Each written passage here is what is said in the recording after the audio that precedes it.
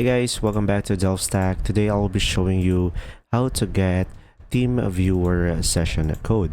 So guys, first things first is you could just simply go ahead and open up your TeamViewer into your PC. And now once you have your TeamViewer, now of course once you are here, make sure to sign in into your account.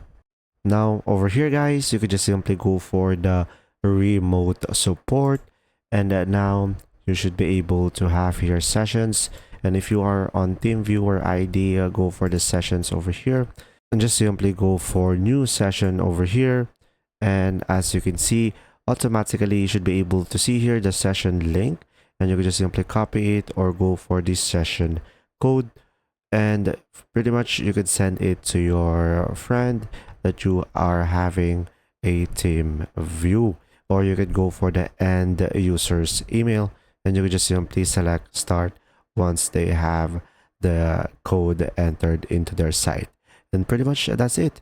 If you found this video helpful, please like and subscribe, and if you have any questions, comment down below, and thanks for watching.